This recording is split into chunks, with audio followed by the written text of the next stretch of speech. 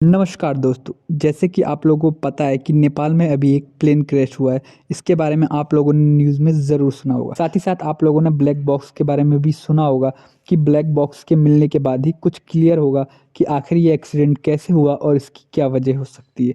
तो दोस्तों, आप लोगों के मन में ये क्वेश्चन ज़रूर आता होगा कि आखिर ये ब्लैक बॉक्स है क्या और कैसे पता लगाया जाता है कि प्लेन का एक्सीडेंट कैसे हुआ। तो दोस्तों, जो ब्लैक बॉक्स होता है वो एक तरह का टूल होता है जो कि प्लेन में होता है। वो किसी भी तरह का प्लेन हो, हेलीकॉप्टर हो, चॉपर हो, हर किसी में एक ब्लैक बॉक्स ज़रूर होता है। इसका काम ये होता है कि सबसे पहले ये कॉकपिट में जितनी भी बातें हो रही हैं, मतलब कि कॉकपिट मतलब जहाँ पे जो कैप्टन होते हैं या प्लेन को चलाने वाले जो पायलट होते हैं वो लोग बैठते हैं, तो उसको उस एरिया को हम कॉकपिट बोलते हैं। वहाँ की सारी चीज़ों को रिकॉर्ड करना, वहाँ कैप्टन क्या बोल रहा है या पायलट क्या बोल रहा है, आपस में क्या बातचीत कर रहे हैं, उस सारी चीज़ों को रिकॉर्ड करता है सबसे पहले। उसके साथ साथ और दूसरे फंक्शन का नाम है एफडीआर, फ्लाइट डाटा रिकॉर्डर। तो दोस्तों, आपको इसके नाम से ही पता लग रहा होता है कि ये फ्लाइट के डाटा को रिकॉर्ड करता है। मतलब ये कौन कौन से डाटा को रिकॉर्ड करता है कि फ्लाइट में फ्यूल कितना है, उसका एयर प्रेशर कितना है, या फिर किस स्पीड से वो चल रहा है, या जो बाहर का जो एयर प्रेशर है वो कितना है, या जो एरोप्लेन है या हेलीकॉप्टर है वो कितने एंगल में मुड़ा हुआ है, मतलब टर्न ले रहा है। सारी चीज़ें, बहुत सारी 80 लगभग 80 ऐसे फैक्टर होते हैं जिसको ये नोट करता है। तो दोस्तों, जब भी कोई ऐसी सिचुएशन होती है जिसमें पायलट को लगता है कि प्लेन क्रैश हो सकता है या फिर बहुत ही ज़्यादा कोई इमरजेंसी की सिचुएशन है, तो वो दो सिग्नल देता है एयर ट्रैफिक कंट्रोलर को, एटीसी को। पहले तो वो पैन पैन करता है। ये पैन पैन कब करता है? जैसे कि आप लोगों को पता है, हर एक एरोप्लेन में दो इंजन होते हैं। अगर कोई एक इंजन काम करना बंद कर देता है तो वो पायलट होते हैं, वो पैन पैन का सिग्नल भेजते हैं, वो पैन पैन बोलते हैं। इससे क्या होता है, इससे जो एटीसी होता है उसको पता चल जाता है कि हाँ भाई, इस प्लेन का एक इंजन खराब हो गया है। और अगर प्लेन के दोनों इंजन खराब हो जाते हैं तो फिर वो बोलते हैं मेडे मेडे।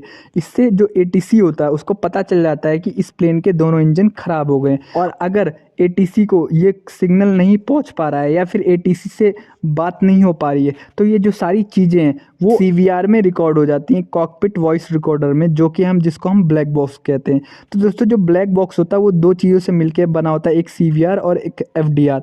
तो जो ब्लैक बॉक्स होता है सबसे पहले वो कॉकपिट के डाटा को रिकॉर्ड करता है और साथ ही साथ फ्लाइट के डाटा को भी रिकॉर्ड करता है। तो दोस्तों, जब भी कोई प्लेन क्रैश हो जाता है तो सबसे पहले इस ब्लैक बॉक्स को ढूंढा जाता है। ये मेनली ऑरेंज कलर का होता है। ये ऐसा इसलिए होता है ताकि इसको आसानी से ढूंढ सके। तो दोस्तों, ये जो ब्लैक बॉक्स होता है ये बहुत ही ज़्यादा मजबूत होता है। ये सॉलिड स्टील का बना होता है और ये 260 डिग्री से भी ज़्यादा टेम्परेचर को सहन कर सकता है। क्योंकि आपको जैसे पता है कि जब भी कोई प्लेन क्रैश हो जाता है तो उसमें आग लग जाती है, तो इसलिए इसको इस तरीके से बनाया जाता है कि ये ज़्यादा से ज़्यादा हीट को सहन कर सके।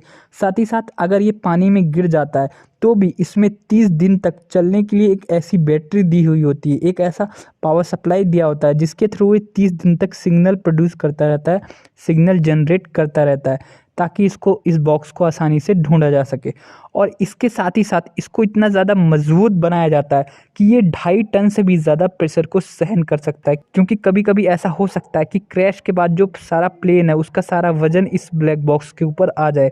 तो ताकि ब्लैक बॉक्स डिस्ट्रॉय ना हो, इसके लिए क्या किया जाता है, इसको इतना ज़्यादा मजबूत बनाया जाता है ताकि ये किसी भी प्रेशर को सहन कर सके। तो दोस्तों, नॉर्मली किसी भी सिचुएशन में ब्लैक बॉक्स मिल जाता है और उससे काफ़ी चीज़ें क्लियर हो जाती हैं कि आखिर प्लेन किस लिए क्रैश हुआ है या फिर इसके पीछे कोई टेक्निकल फॉल्ट तो नहीं है। सारी चीज़ें क्लियर हो जाती हैं। तो दोस्तों, उम्मीद करता हूँ आपको ये सारी चीज़ें क्लियर हो गई हैं। अगर आपके मन में कोई भी क्वेश्चन है ब्लैक बॉक्स से रिलेटेड तो आप नीचे कमेंट कर सकते हैं। साथ ही साथ आप जाते जाते इस वीडियो को लाइक कर दो और चैनल को सब्सक्राइब कर दो, ताकि मैं मोटिवेट हो सकूँ आप लोगों के लिए और भी अच्छी अच्छी और इन्फॉर्मेटिव वीडियो बनाने के लिए।